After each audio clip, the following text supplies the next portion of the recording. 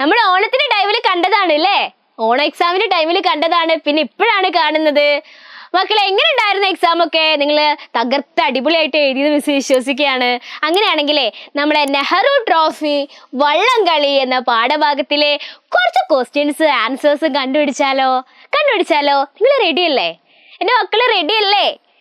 Okay, അങ്ങനെയാണെങ്കിൽ നമുക്ക് ക്വസ്റ്റ്യൻസിലേക്ക് കിടക്കാം.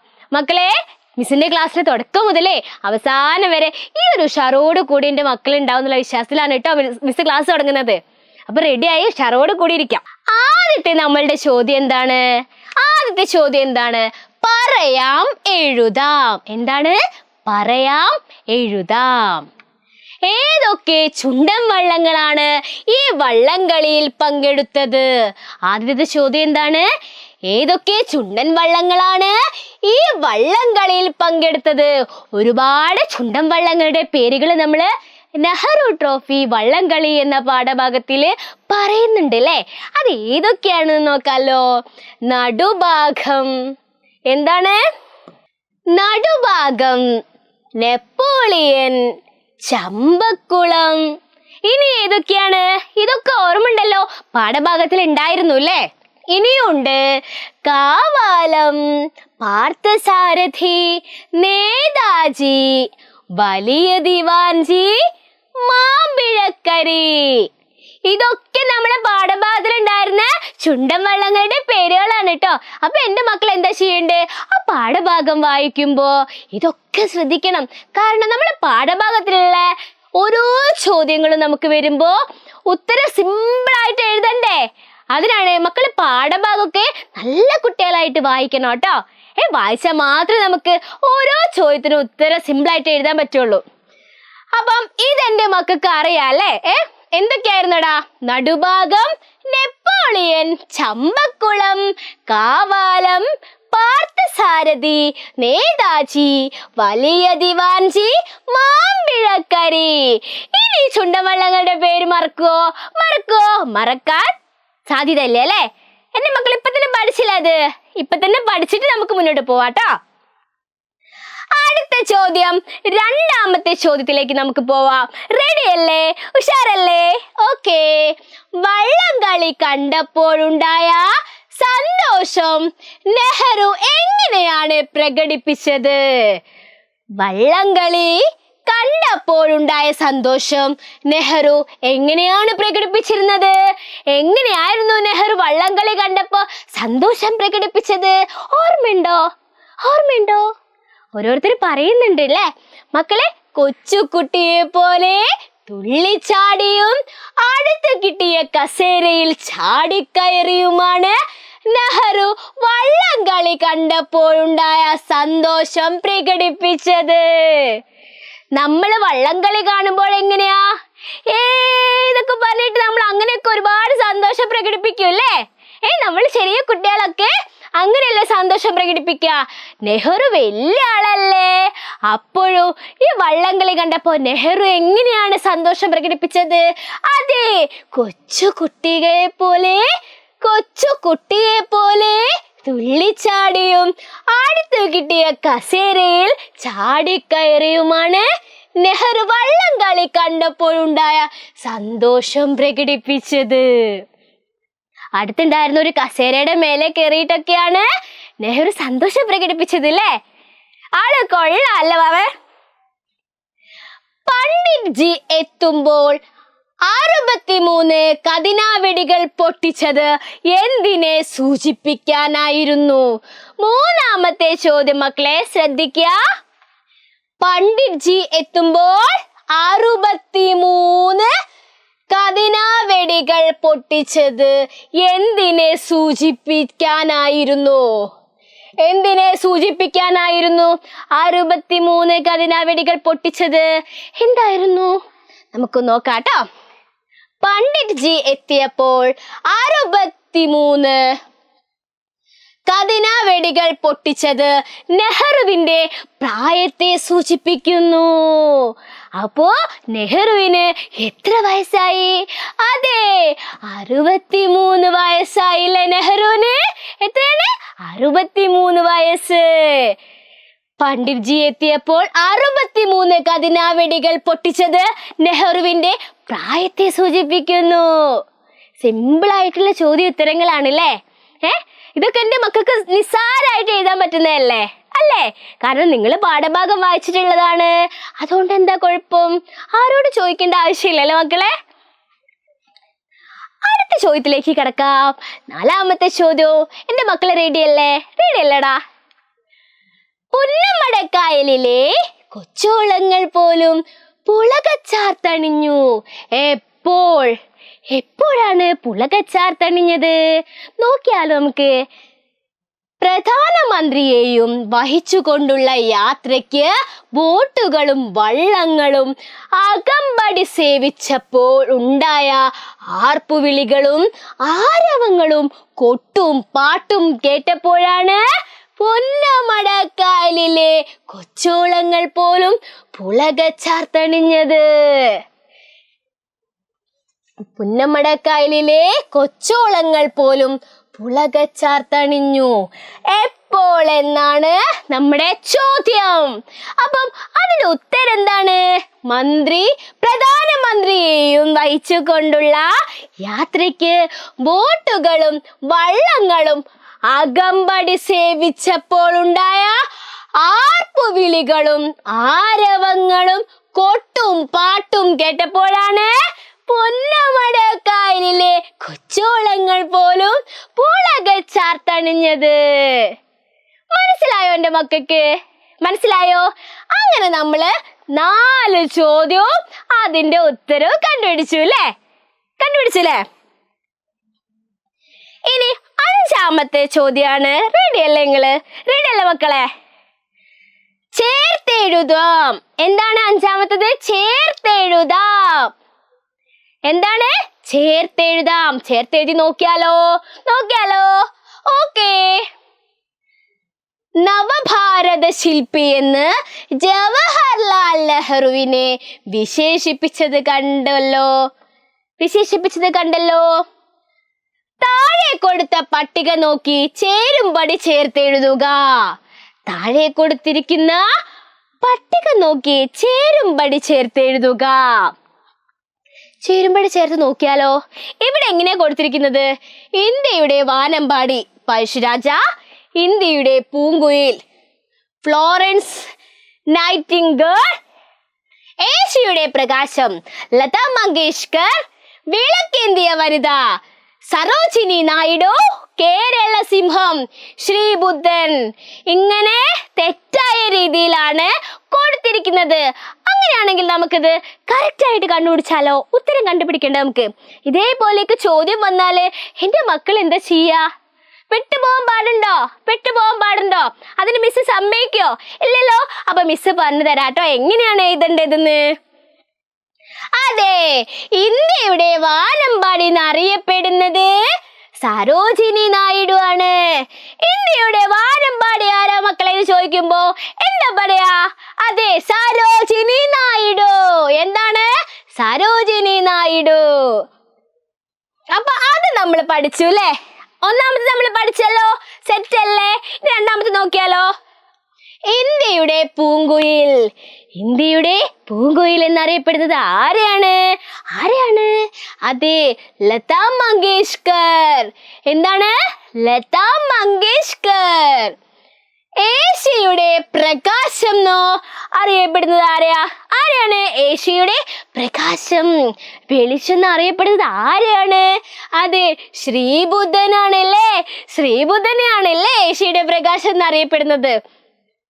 വിളക്കേന്തിയ വനിത എന്നറിയപ്പെടുന്നത് ഫ്ലോറൻസ് നൈറ്റിംഗേൽ. ആരാണ്? Florence Nightingale. കേരള സിംഹം ആരാണ്? അതെ, പഴശ്ശിരാജ വാളൊക്കെ എടുത്ത് വരുന്നത് ആലോചിച്ച് നോക്കൂ. പഴശ്ശിരാജ സിനിമ കണ്ടിട്ടുണ്ടോ? അപ്പൊ കേരള സിംഹം എന്ന് പറയുമ്പോ നിങ്ങൾ എന്താണ് ഉത്തരം പറയേണ്ടത്? അതെ, പഴശ്ശിരാജ. സെറ്റ് അല്ലേ? പഠിച്ചില്ലേ ഇതൊക്കെ? എത്ര എണ്ണ ഉള്ളത്? 1, 2, 3 4 5 5 5 നമ്മള് പക്ക റെഡിയാക്കി പഠിച്ചു അല്ലേ? ഇന്ത്യയുടെ വാനമ്പാടി സരോജിനി നായിഡു, ഇന്ത്യയുടെ പൂങ്കുയിൽ ലതാ മങ്കേഷ്കർ, ഇന്ത്യയുടെ പ്രകാശം ശ്രീബുദ്ധൻ, വിളക്കേന്തിയ വനിത ഫ്ലോറൻസ് നൈറ്റിംഗേൽ, കേരള സിംഹം പഴശ്ശിരാജ. സെറ്റല്ലേ? പഠിച്ചില്ലേ? ഇപ്പൊ തന്നെ പഠിച്ചില്ലേ? അടുത്തത് തത്സമയ വിവരണം. 6ാമത്തെ ചോദ്യം തത്സമയ വിവരണം. ചോദ്യം കേട്ടാലോ? മിസ് വായിക്ക, ശ്രദ്ധിച്ച് കേൾക്കാട്ടോ. വള്ളംകളിയുടെ തത്സമയ വിവരണം വായിച്ചുവല്ലോ. ഇതുപോലെ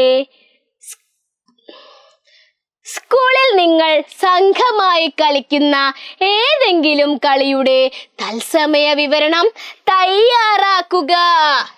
മക്കളെ, എൻ്റെ മക്കള് സ്കൂളിലൊക്കെ ഒരുപാട് കളികളൊക്കെ കളിക്കാറുണ്ട് അല്ലേ? ഒരുപാട് കക്ക് കളിക്കും, ഫുട്ബോൾ കളിക്കും, ക്രിക്കറ്റ് കളിക്കും, അങ്ങനെ ഒരുപാട് കളികളൊക്കെ എൻ്റെ മക്കള് കളിക്കാറുണ്ടല്ലേ?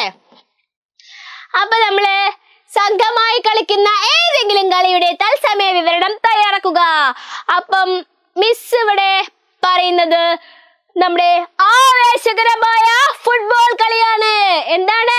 ഫുട്ബോൾ കളിയെ കുറിച്ചാണ് മിസ് ഇവിടെ പറയാൻ പോകുന്നത്. അപ്പം ഒരു തത്സമയ വിവരണം കേട്ടു നോക്കിയാലോ? റെഡിയല്ലേ? അങ്ങനെയാണെങ്കിൽ ഒരു തത്സമയ വിവരണം കേട്ടു നോക്കാം. മക്കളെ, അങ്ങനെയാണെങ്കിൽ നമുക്കൊരു തത്സമയ വിവരണം തയ്യാറാക്കി നോക്കിയാലോ? എൻ്റെ മക്കള് റെഡിയല്ലേ? അങ്ങനെയാണെങ്കിൽ ഒരു തത്സമയ വിവരണം എങ്ങനെയാ തയ്യാറാക്കാന്ന് മിസ് പറഞ്ഞു തരാം. ഇവിടെ ഫുട്ബോൾ കളിയാണ് പറയാ കേട്ടോ. ഫുട്ബോൾ കളിയെ കുറിച്ചിട്ടാണ് പറയുന്നത്. അപ്പൊ മക്കളെ ശ്രദ്ധിച്ചിരിക്കുക. നിങ്ങൾക്കൊക്കെ ഫുട്ബോൾ ഒരുപാട് ഇഷ്ടമാണെന്നൊക്കെ എനിക്ക് അറിയാം. ശ്രദ്ധിച്ചിരിക്കൂലേ? ഓക്കെ. ആവേശകരമായ ഫുട്ബോൾ മത്സരമാണ് നടക്കാൻ പോകുന്നത്. 7Aയും 7Bയും തമ്മിലുള്ള പൊരിഞ്ഞ പോരാട്ടം ഉടൻ ആരംഭിക്കും. സ്കൂൾ ഗ്രൗണ്ടിൽ കാണികൾ നിറഞ്ഞു തുടങ്ങി, ആരവങ്ങൾ മുഴങ്ങി. റഫറിയായ സന്തോഷ് മാഷ് ഗ്രൗണ്ടിലേക്ക് മന്ദം നടന്നു വന്നു. 2 ടീം അംഗങ്ങളും ഗ്രൗണ്ടിൽ അണിനിരന്നു. ടീം അംഗങ്ങളെ പ്രിൻസിപ്പാൾ പരിചയപ്പെട്ടുകൊണ്ടിരിക്കുന്നു. 7Aയുടെ ക്യാപ്റ്റൻ അഫ്സലും 7Bയുടെ ക്യാപ്റ്റൻ നവാസും ടോസ് ഇടുന്നതിനായി വിളിക്കപ്പെടുന്നു. സന്തോഷ് മാഷ് നാണയം മുകളിലേക്ക് ഇടുന്നു. ടെയിൽസ് എന്നാണ് അഫ്സൽ വിളിച്ചിരുന്നത്. അതെ, അത് ടെയിൽസ് തന്നെയാണ്. റഫറി വിസിൽ മുഴക്കി. പന്ത് തട്ടിക്കൊണ്ട് അഫ്സൽ കളി തുടങ്ങുന്നു. അഫ്സൽ പന്തുകൊണ്ട് മുന്നോട്ട്. അതാ അഫ്സൽ ഫോർവേഡ് കളിക്കുന്ന വിപിന് പന്ത് കൈമാറുന്നു. ഇപ്പോൾ അതാ വിപിൻ അജ്മലിന് പാസ് കൊടുക്കുന്നു. അജ്മൽ അതാ പോസ്റ്റിലേക്ക് പന്ത് ഷൂട്ട് ചെയ്യുന്നു. അപ്പോൾ അതാ എതിർ ഗോളി ജുനൈദ് ആ പന്ത് പറന്നു തട്ടി മാറ്റുന്നു. കാണികൾ ആർത്തു വിളിക്കുന്നു. വീണ്ടും അതാ 7Bയുടെ മിന്നും താരൻ നവാസ് ആ പന്തുമായി കുതിക്കുന്നു. മക്കളെ, നമ്മള് ഫുട്ബോൾ കാണുമ്പോ ഇതേപോലെ കളിയെ കുറിച്ച് പറയാൻ ഒരാൾ ഉണ്ടായിരിക്കും. ഇതേപോലെയല്ലേ പറയാ? നമുക്ക് കാണാൻ ഒരുപാട് ഇഷ്ടം തോന്നുന്ന പോലെയായിരിക്കും അവരുടെ പറച്ചിലല്ലേ? അപ്പോൾ അതാ അഫ്സൽ ആ പന്ത് കൈക്കലാക്കിക്കൊണ്ട് കുതിച്ചു നീങ്ങുന്നു. പന്ത് പോസ്റ്റിലേക്ക് ഷൂട്ട് ചെയ്യുന്നു. ഗോൾ കാണിക്കാൻ ആർത്തു വിളിക്കുന്നു. അഫ്സലിനെ 7Aയിലെ കളിക്കാരെല്ലാം എടുത്തു പോക്കുന്നു. വീണ്ടും അതാ പന്തുമായി അഫ്സൽ മുന്നോട്ട്. വിപിന് പാസ് ചെയ്യുന്നു. അവസാന നിമിഷം, ആവേശകരമായ നിമിഷം. വിപിൻ നേരെ പോസ്റ്റിലേക്ക് ഷൂട്ട് ചെയ്യുന്നു. ഗോൾ! ഫുട്ബോൾ ഫൈനലിലെ വിജയികളായിക്കൊണ്ട് 7Aയിലെ ടീം അംഗങ്ങൾ കെട്ടിപ്പിടിച്ച് ആഹ്ലാദം പങ്കിടുന്നു. കാണികളുടെ ആർപ്പുവിളികൾ ഉയരുന്നു. മക്കളെ, അപ്പൊ ഇവിടെ നമ്മളൊരു ഫുട്ബോൾ കളി കണ്ട ഒരു ഫീല് വന്നല്ലോ. മിസ് ആ ഒരു ഫീല് കൊണ്ടുവന്ന് തന്നോ? നമ്മളിപ്പം അർജന്റീനന്റെയും ബ്രസീലിന്റെ ഒക്കെ കളി കാണുമ്പോ ഇപ്പൊ ഞാന് ബ്രസീൽ ടീമാണ് കേട്ടോ. ഞാൻ നെയ്മറിന്റെ ആളാണ് കേട്ടോ. അപ്പൊ നിങ്ങളും ഇതേപോലെ ബ്രസീലിന് നെയ്മറും അതുപോലെ റൊണാൾഡോയുടെ ഒക്കെ ടീമുകൾ ഉണ്ടായിരിക്കും, ഫാൻസ് ഉണ്ടായിരിക്കും. അപ്പോൾ ആ ഒരു കളി കാണുമ്പോൾ നമ്മള് എന്താ ചെയ്യാ അവര് ഗോൾ അടിക്കാനാവുമ്പോൾ നമ്മൾ ആർപ്പും വിളിയൊക്കെ ഉണ്ടാക്കൂല്ലേ? അതേപോലെ നമ്മള് ഒരു തത്സമയ വിവരണം തയ്യാറാക്കാൻ നിങ്ങൾക്കും പറ്റും. സുഖമായിട്ട് എൻ്റെ മക്കൾക്കും തത്സമയ വിവരണം തയ്യാറാക്കാൻ പറ്റും. ഇപ്പൊ മിസ് 7A ക്ലാസ്സിന്റെയും B ക്ലാസ്സിന്റെയും ഒരു കളിയെ കുറിച്ചാണല്ലേ പറഞ്ഞത്. ഇതേപോലെ എൻ്റെ മക്കളും നല്ലൊരു തത്സമയ വിവരണം തയ്യാറാക്കുക. ഓക്കെ, അങ്ങനെയാണെങ്കിൽ മക്കളെ നമുക്ക് 7ാമത്തെ ചോദ്യത്തിലേക്ക് കടന്നാലോ?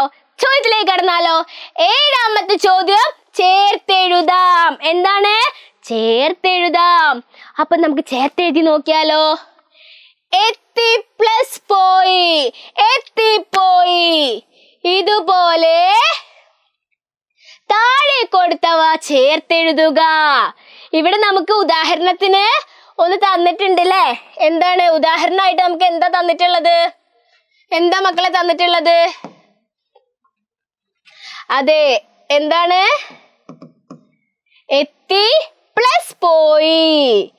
രണ്ടും കൂടെ ചേർന്നാലേ എത്തിപ്പോയി. അതേപോലെ നമുക്ക് ചെയ്യാൻ വേണ്ടിട്ട് ഇവിടെ ഒരുപാട് തന്നിട്ടുണ്ടല്ലേ.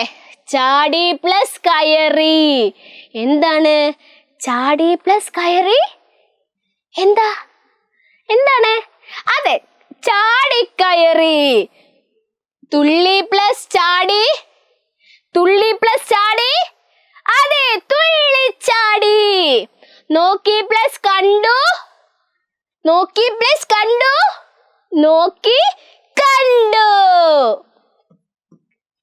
ചീറി പ്ലസ് പാഞ്ഞു.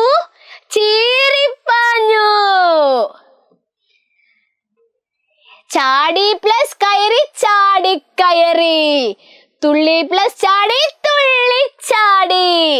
നോക്കി പ്ലസ് കണ്ടു, കണ്ടു. ചീറി പ്ലസ് പാഞ്ഞു, ചീറിപ്പാഞ്ഞു. ഇതൊക്കെ സിമ്പിൾ അല്ലേ? എന്റെ മക്കളെ കൊണ്ടൊക്കെ ഇത് നിസ്സാരമായിട്ട് ചെയ്യാൻ പറ്റും. ഇതേപോലത്തെ ചോദ്യങ്ങൾ ചോദിച്ചാല് എന്റെ മക്കൾ സിമ്പിൾ ആയിട്ട് ഉത്തരം എഴുതൂലേ? ഉഷാറായിട്ട് സിമ്പിളായിട്ട് എഴുതാം. ഓക്കെ, ഇനി നമുക്ക് 8ാമത്തെ ചോദ്യത്തിലേക്ക് കിടക്കാം. പദങ്ങൾ കണ്ടെത്താം. 8ാമത്തെ ചോദ്യം എന്താണ്? പദങ്ങൾ കണ്ടെത്താം. പദങ്ങളെ എങ്ങനെയാ കണ്ടെത്തുക നോക്കിയാലോ? ചീറിപ്പായുക, വേഗത്തിൽ പോവുക. ചീറിപ്പായുക എന്ന് പറഞ്ഞാല് വേഗത്തിൽ പോവുക. ഇപ്പം ഒരു ബൈക്ക് സ്പീഡിൽ അങ്ങോട്ടൊരു പോക്ക് പോവാ. ഇന്റെ മോനെ, ആ ബൈക്ക് ചീറിപ്പായിട്ടാണല്ലോ പോണത്. അപ്പൊ എന്താ? ആ ബൈക്ക് അതാ എമ്മാതിരി സ്പീഡിലാടാ പോകുന്നേ. ചീറിപ്പായുക, വേഗത്തിൽ പോവുക. എന്ത് വേഗത്തിലാ ബൈക്ക് പോകുന്നേ? അങ്ങനെയല്ലേ പറയാ? ചീറിപ്പായുക, വേഗത്തിൽ പോവുക. ഇതുപോലെ വേഗത്തെ സൂചിപ്പിക്കുന്ന മറ്റു പദങ്ങൾ പാഠത്തിൽ നിന്നും കണ്ടെത്തി എഴുതുക. വേഗത്തെ സൂചിപ്പിക്കുന്ന മറ്റു പദങ്ങൾ ഏതൊക്കെയാണ്? വേഗത്തെ സൂചിപ്പിക്കുന്നത് ഏതൊക്കെയാ മക്കളെ? ഇരമ്പിക്കുതിച്ച്. എന്താണ്? ഇരമ്പിക്കുതിച്ച്. പടക്കുതിരയെ പോലെ, സ്പീഡിൽ കുതിരയെ പോലെ, പടക്കുതിരയെ പോലെ. മിന്നൽ വേഗത്തിൽ. എന്താണ്? മിന്നൽ വേഗത്തിൽ. ആഞ്ഞടുത്തു. എന്താണ്? ആഞ്ഞടുത്തു. മക്കളെ, ഇതെല്ലാം വേഗത്തെ സൂചിപ്പിക്കുന്നതാണ് കേട്ടോ. ഇനി ശബ്ദത്തെ സൂചിപ്പിക്കുന്നത് എന്താന്ന് നോക്കാം. നമ്മൾ വേഗത്തെ സൂചിപ്പിക്കുന്നത് എന്തൊക്കെയാന്ന് മനസ്സിലാക്കി. ഇനി നമ്മൾ നോക്കുന്നത് ശബ്ദത്തെ സൂചിപ്പിക്കുന്നതാണ്. റെഡി അല്ലേ? അങ്ങനെയാണെങ്കിൽ നമുക്ക് ശബ്ദത്തെ സൂചിപ്പിക്കുന്നത് ഏതൊക്കെയാ നോക്കാം. അലറി വിളിക്കുക. Hi guys. ഇതെന്താ? അലറി വിളിക്കുക, അലറി പറയുക. ഓക്കെ, അതൊന്ന് ശബ്ദത്തെ സൂചിപ്പിക്കുന്നതാണ് അല്ലേ? അലറി വിളിക്കുക, കൂവി വിളിക്കുക. ഇതേപോലെ നിങ്ങളും കൂക്കുമല്ലോ അല്ലേ? കൂവി വിളിക്കുക, ആരവം നിലവിളിക്കുക. എന്താണ്? ആരവം നിലവിളിക്കുക. സന്തോഷത്തെ സൂചിപ്പിക്കുന്നത് എന്താണ്? സന്തോഷത്തെ സൂചിപ്പിക്കുന്നതൊക്കെ എന്താണ്? അതെ, ആഹ്ലാദാരവം. എന്താണ്? ആഹ്ലാദാരവം. ജയഘോഷം, ഹർഷാരവം, ആർപ്പുവിളികൾ. ഇതെല്ലാം നമ്മൾ ആ ഫുട്ബോൾ കളിയിൽ പറഞ്ഞില്ലേ? തത്സമയ വിവരണത്തിൽ പറഞ്ഞിട്ടുണ്ടായിരുന്നു അല്ലേ? പറഞ്ഞിട്ടുണ്ടായിരുന്നു അല്ലേ? ഇനി വാത്സല്യത്തെ സൂചിപ്പിക്കുന്നത് എന്തൊക്കെയാ മക്കളെ?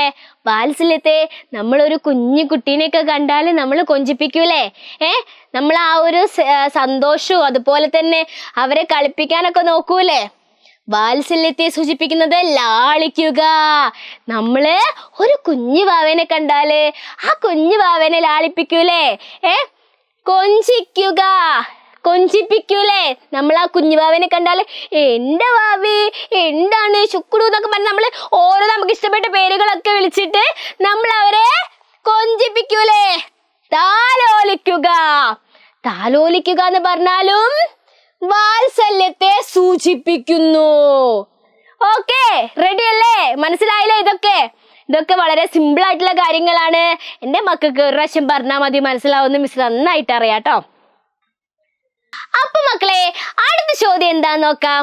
അതെ, പാടി രസിക്കാം. മിസ് പാടും, നിങ്ങൾ രസിക്കാൻ തയ്യാറാണോ? മിസ്സിന്റെ കൂടെ പാടാനും നിങ്ങൾ റെഡിയാണോ? അങ്ങനെയാണെങ്കിൽ മിസ് പാടാം, ശ്രദ്ധിച്ചിരിക്കാം. മിസ്സിന്റെ കൂടെ നിങ്ങളും പാടാ.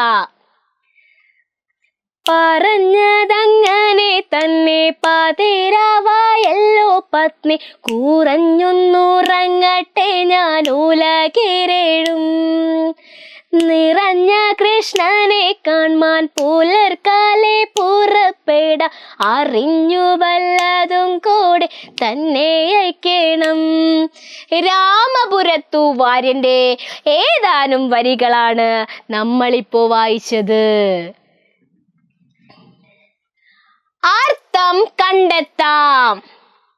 അക്ഷമരാവുക. എന്താണ്? അക്ഷമരാവുക.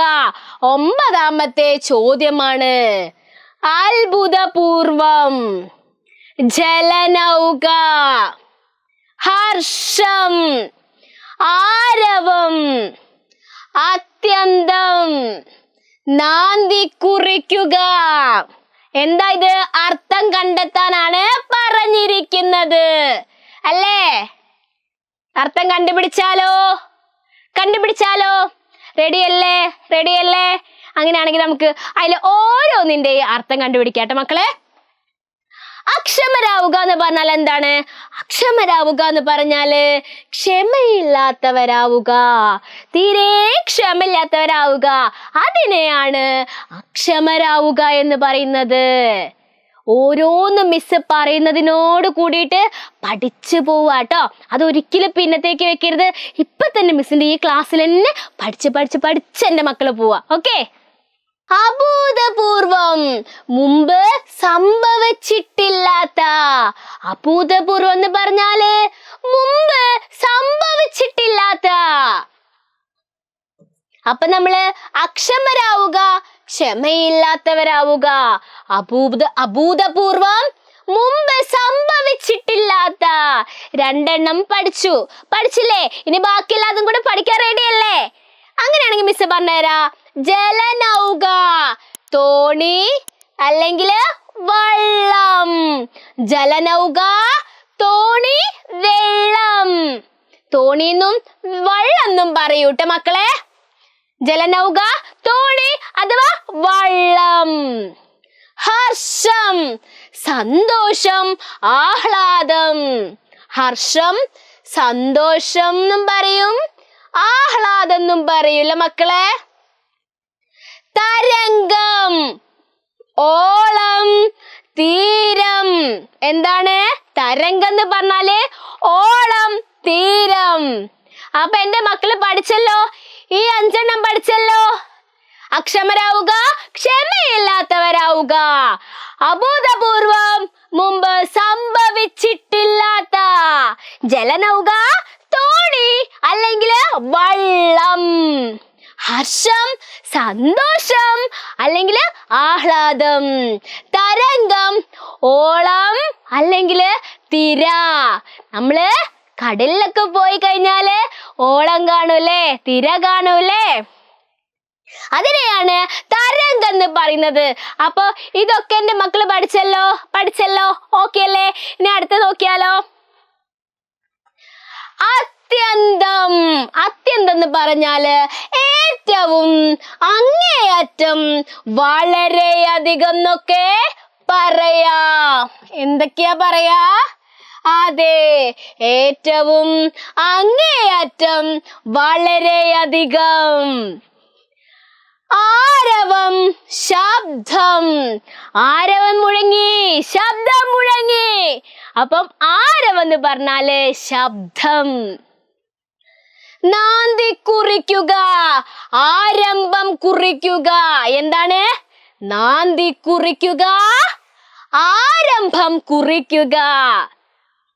മുഖരിതം, മുഴങ്ങുന്ന ശബ്ദമുള്ള. മുഖരിതം, മുഴങ്ങുന്ന ശബ്ദമുള്ള. നമ്മളിപ്പോ ഒഴിഞ്ഞു കിടക്കുന്ന റൂമിൽ പോയാല് ഹലോ അങ്ങനെ പറഞ്ഞാല് എക്കോ കേക്കൂലേ, നമ്മുടെ സൗണ്ട് മുഴങ്ങി കേക്കൂലേ, അതിനെയാണ് മുഖരിതം, മുഴങ്ങുന്ന ശബ്ദമുള്ള. ജയഘോഷം, ജയസൂചകമായ ആർപ്പുവിളി. നമ്മള് തത്സമയ വിവരണത്തിൽ കണ്ടു, ആ ഓരോ ടീം ജയിച്ചപ്പോ, ഫുട്ബോൾ കളിയില് ആ ഒരു ടീം ജയിച്ചപ്പോ അവര് ആഹ്ലാദിച്ചു, ആർപ്പുവിളി കൂട്ടിയില്ലേ, അതിനെയാണ് ജയഘോഷം എന്ന് പറയുന്നത്. ജയസൂചകമായ ആർപ്പുവിളി. അതിഥി, വിരുന്നുകാർ, വിരുന്നുകാരി. എന്താണ് അതിഥി എന്ന് പറഞ്ഞാല്? വിരുന്നുകാരനാവാം, വിരുന്നുകാരിയാവാം. പഠിച്ചല്ലോ. ഇതൊക്കെ സിമ്പിൾ ആയിട്ട് പഠിക്കാനുള്ളതുള്ളൂ അല്ലേ? ഇതൊക്കെ സിമ്പിൾ ആയിട്ട് പഠിക്കാനുള്ളതല്ലേ? പഠിച്ചല്ലോ. മിസ്സിന്റെ കൂടെ തന്നെ എന്റെ മക്കള് പഠിക്കുന്നുണ്ടെന്ന് മിസ്സിന് അറിയാം. കാരണം നിങ്ങള് ഓൺ എക്സാം അത്രയും അടിപൊളിയാക്കി എഴുതിയ കുട്ടികളാണ്. മിസ്സിന്റെ ക്ലാസ് ശ്രദ്ധിച്ചിട്ടുണ്ടായിരുന്നു എന്ന് അറിയാം. അതുകൊണ്ട് തന്നെ അടിപൊളിയായിട്ട് നിങ്ങൾ എക്സാം എഴുതിയെന്ന് അറിയാം. അപ്പൊ മക്കളെ, ഇനി നമുക്ക് അടുത്തതിലേക്ക് പോകാം. പാടി അഭിനയിക്കാം. പിന്നെ നമ്മൾ ഉഷാറാണല്ലോ അല്ലേ? അങ്ങനെയാണെങ്കിൽ നമുക്ക് പാടി അഭിനയിച്ച് നോക്കിയാലോ? പാട്ട് ഏതാ നോക്കാം. അതെ, നമുക്ക് എല്ലാവർക്കും പരിചയമുള്ള ഒരു പാട്ടാണല്ലേ? വള്ളംകളി എന്ന് പറയുമ്പോ നമുക്ക് ആദ്യം ഓർമ്മ വരുന്നത് കുട്ടനാടൻ പുഞ്ചയിലെ ദിത്തേതകതേതേതോ ആ പാട്ടാണല്ലേ? അങ്ങനെയാണെങ്കില് നിങ്ങൾ ഇവിടെ ചിത്രം കണ്ടോ? ഒരു വള്ളംകളിന്റെ ചിത്രം ഉണ്ട് അല്ലേ? ഒരു വള്ളം ഉണ്ട്, ഒരുപാട് ആൾക്കാരുണ്ട്, കൊടയൊക്കെ പിടിച്ചിട്ട് ഇങ്ങനെ തുഴഞ്ഞു പോവാണ്. അങ്ങനെയാണെങ്കിൽ നമ്മളും അങ്ങനെ തുഴഞ്ഞു പോവാൻ റെഡി ആവുകയാണ് കേട്ടോ. ഓക്കെ, വള്ളം ഇവിടുന്ന് ഇങ്ങനെ പോവാം. ഓക്കെ, നിങ്ങൾ എല്ലാവരും എണീറ്റ് നിന്നോ. നമുക്ക് തുഴയാം. കുട്ടനാടൻ പുഞ്ചയിലെ തിത്തേതകതേതേതോ കൊച്ചു പെണ്ണെ കോയിലാളെ തിത്തേതകതേതേതോ കൊട്ടു വേണം, കുഴൽ വേണം, കൂരാവ വേണം. ഓ ദിത്തിത്താരാദിത്തിത്തേതകതേതേ ഓ ദിത്തിത്താരാദിത്തിത്തേതകതേതേതോ. അങ്ങനെ നമ്മള് പാടി അഭിനയിച്ചു. എല്ലാവരും എന്റെ കൂടെ തുഴഞ്ഞിട്ടുണ്ടല്ലോ? ഓക്കെ, ഒന്നും കൂടെ പാടാ. റെഡിയല്ലേ? ഓക്കെ, ഇനി നമുക്ക് ഇവിടുന്ന് ആക്കാം കേട്ടോ. ഇവിടുന്നാണ് മിസ്സിനും സുഖം. ഓക്കെ. കുട്ടനാടൻ പുഞ്ചയിലെ ദിത്തേതകതേതേതോ കൊച്ചു പെണ്ണെ കോയിലാളെ ദിത്തിത്താരാത്തേതോ കൊട്ടു വേണം, കുഴൽ വേണം, കൂരാവ വേണം. ഓ ദിത്തിത്താരാദിത്തിത്തേതകതേതേ ഓ ദിത്തിത്താരാദിത്തിത്തേതകതേതേതോ. എല്ലാവരും നന്നായിട്ട് പാടി പാടിയിട്ടുണ്ട്, നന്നായിട്ട് അഭിനയിച്ചിട്ടുണ്ട്. അങ്ങനെ നമ്മള് പാടി അഭിനയിച്ചു കഴിഞ്ഞിരിക്കുന്നു ഗായ്സ്. അടുത്തത് എന്താണ് മക്കളെ? അടുത്തത് എന്താണ്? 11ാമത്തത് സംഘം ചേർന്നുള്ള കളികൾ. സംഘം ചേർന്നുള്ള കളികളെ കുറിച്ചാണ് ഇനി നമ്മൾ പറയുന്നത്. വള്ളംകളിയിലെ സംഘബോധം കണ്ടുവല്ലോ. ഇതുപോലെ നിങ്ങൾ സംഘമായി കളിക്കുന്ന ഏതെല്ലാം കളികളുണ്ട് ഓർത്തു നോക്കൂ, എഴുതൂ. മക്കളെ, ഇപ്പം സംഘം ചെയ്തിട്ട് ഉള്ള ഒരു കളിയാണ് ഇപ്പൊ നമ്മൾ കളിച്ചത് അല്ലേ? കുട്ടനാടൻ പുഞ്ചയില്. ഓക്കെ, ഇതിൽ ഒരുപാട് ആൾക്കാരുണ്ടാവും വള്ളംകളിയില്. ഒരുപാട് ആൾക്കാരൊക്കെ ഉണ്ടാവൂലേ തുഴയാനൊക്കെ. അതേപോലെ ഇവരെ പാടി രസിച്ച് അടിച്ചു പൊളിച്ചിട്ടാണ് വള്ളംകളിയില് പങ്കെടുക്കാം. അതേപോലെ നമ്മളും ഒരുപാട് സംഘങ്ങളായി ചേർന്നിട്ട് പല കളികളും കളിക്കാറുണ്ട് അല്ലേ? അത് ഏതൊക്കെയാണെന്ന് ചോദിക്കുന്നത്. നിങ്ങൾ അറിവിൽ ഏതൊക്കെയുണ്ട്? മിസ് പറഞ്ഞു തരാട്ടോ. ഒളിച്ചുകളി. ഒളിച്ചുകളിയിൽ കുറെ ആൾക്കാർ ചേർന്നാലല്ലേ കളിക്കാൻ പറ്റുന്നേ, അപ്പോഴല്ലേ അതിൽ രസം ഉണ്ടാവുന്നത്. ഓക്കെ, അടുത്തത് എന്താ? കക്ക്. കക്ക് കളിക്കുമ്പോ ഒരുപാട് ആൾക്കാരുണ്ടാവുമ്പോഴാണ് അതിന്റെ രസം. ഫുട്ബോൾ. ഫുട്ബോൾ കളിക്കും ഒരുപാട് ആൾക്കാർ വേണം. ക്രിക്കറ്റ്. ക്രിക്കറ്റ് കളിക്കും ഒരുപാട് ആൾക്കാർ വേണം. കബഡി. കബഡി കബഡി കബഡി കബഡി കബഡി അതിനും കുറെ ആൾക്കാർ വേണം അല്ലേ? വടംവലി. വടം വലിക്കാനും കുറെ ആൾക്കാർ വേണം, ഒരാളെ കൊണ്ടൊന്നും പറ്റൂല. കള്ളനും പോലീസും. കള്ളനും പോലീസും മാത്രം ഉണ്ടായിട്ട് കാര്യമുണ്ടോ? ഇല്ല, കുറെ ആൾക്കാർ വേണം, അപ്പോഴാണ് അതിലും ഒരു രസമുള്ളൂ. അപ്പൊ നമ്മള് കുറച്ച് സംഘം ചേർന്നിട്ടുള്ള കളികൾ പറഞ്ഞു. ഒളിച്ചുകളി, കക്ക്, ഫുട്ബോൾ കളി, ക്രിക്കറ്റ്, കബഡി, വടംവലി, കള്ളനും പോലീസും. 7 സംഘം ചേർന്നുള്ള കളികൾ നമ്മൾ പറഞ്ഞു അല്ലേ? ഇതൊക്കെ മക്കൾക്ക് സുപരിചിതമായിട്ടുള്ള കളികളല്ലേ? ഇതൊക്കെ അറിയാവുന്ന കളികളല്ലേ? നിങ്ങൾ കളിച്ചിട്ടല്ലേ? ഈ കളികളൊക്കെ നിങ്ങൾ കളിച്ചിട്ടില്ലേ? അങ്ങനെയാണെങ്കിൽ ഇവയിൽ ഏതെങ്കിലും ഒരു കളിയെ കുറിച്ച് എഴുതാം. ഇപ്പൊ പറഞ്ഞ ഒരുപാട് കളികളുണ്ടല്ലോ, അതില് ഏതെങ്കിലും ഒരു കളിയെ കുറിച്ച് എഴുതാൻ പറയുമ്പോ എന്റെ മക്കള് നിങ്ങൾക്ക് ഇഷ്ടപ്പെട്ട ഒരു കളിയെ കുറിച്ചിട്ട് എഴുതുക. എങ്ങനെയാണ് ആ കളി കളിക്കുന്നതെന്നുള്ളത്. ഓക്കെ, മിസ് ഇവിടെ കള്ളനും പോലീസിനെ കുറിച്ചിട്ടാണ് എഴുതിയിരിക്കുന്നത്. മക്കൾ ശ്രദ്ധിച്ചിരിക്കുക, ഏത് രീതിയിലാണ് എങ്ങനെയാണ് എഴുതേണ്ടതെന്ന് ശ്രദ്ധിച്ച് വായിക്കുന്നത് കേട്ടിരിക്കുക കേട്ടോ. കുട്ടികൾ സംഘം ചേർന്ന് കളിക്കുന്ന ഒരു കളിയാണ് കള്ളനും പോലീസും. എണ്ണിത്തോറ്റ ആളുകളെ പോലീസാക്കുന്നു, ബാക്കിയുള്ളവര് കള്ളന്മാർ. പോലീസ് കള്ളന്മാരെ പിടിക്കാനോടും. കള്ളനെ പിടിച്ചാൽ ആ കള്ളനും ഒരു പോലീസായി, ബാക്കിയുള്ള കള്ളന്മാരെ പിടിക്കാനോടുന്നു. അങ്ങനെ അവസാനം കള്ളനായ വ്യക്തി ഒറ്റയ്ക്ക് പോലീസായി ബാക്കിയുള്ള ആളുകളെ പിടിക്കാനോടുന്നു. അപ്പം കള്ളനും പോലീസും എങ്ങനെ കളിക്കാന്ന് നിങ്ങളോട് പറഞ്ഞു തരേണ്ട ആവശ്യമില്ല. കാരണം സ്കൂൾ തുറന്ന അപ്പം ഇന്റർവെൽ ആയി കഴിഞ്ഞാൽ കള്ളനും പോലീസും കളിക്കാം. അപ്പോഴേക്ക് ആൾക്കാരായി, ബഹളായി, ഓടിക്കളിയായി, അപ്പോഴേക്ക് പിന്നെ ഇന്റർവെൽ കഴിയും ചെയ്യും അല്ലേ? അങ്ങനെയല്ല ഉണ്ടാവും എപ്പോഴും. അങ്ങനെയാണെങ്കിൽ അടുത്തത് നോക്കാം. വാക്യം നിർമ്മിക്കാം. എന്താണ് വാക്യം? നിർമ്മിക്കാം. നാന്തി കുറിക്കുക. ആ വരവേൽപ്പ് ഒരു ജലമേളയ്ക്ക് നാന്തി കുറിച്ചു. എന്താണ്? ആ വരവേൽപ്പ് ഒരു ജലമേളയ്ക്ക് നാന്തി കുറിച്ചു. ഉത്സവത്തിന് നാന്തി കുറിച്ചുകൊണ്ട് കൊടിയേറ്റം നടന്നു. എന്താണ്?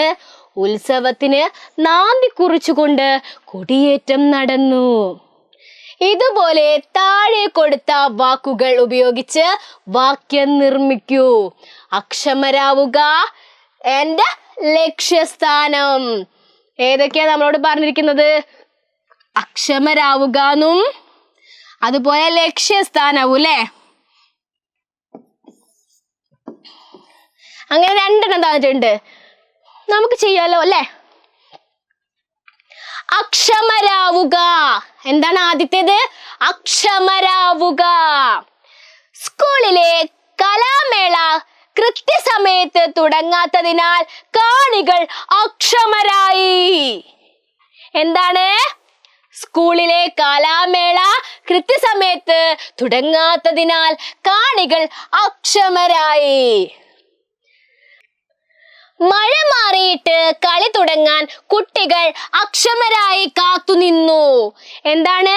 മഴ മാറിയിട്ട് കളി തുടങ്ങാൻ കുട്ടികൾ അക്ഷമരായി കാത്തുനിന്നു. അപ്പൊ നമ്മള് അക്ഷമരാവുക എന്നുള്ളതിന് 2 എണ്ണം ഉണ്ടാക്കിയില്ലേ? അടുത്തത് ലക്ഷ്യസ്ഥാനം. യാത്രക്കാരെയും കൊണ്ട് ബസ് ലക്ഷ്യസ്ഥാനത്തേക്ക് പുറപ്പെട്ടു. എന്താണ്?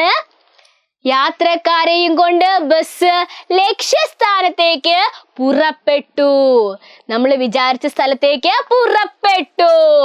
ഓട്ട മത്സരത്തിൽ ലക്ഷ്യസ്ഥാനത്തെത്താൻ കുട്ടികൾ പടക്കുതിരയെ പോലെ ചീറിപ്പാഞ്ഞു. എന്താണ്?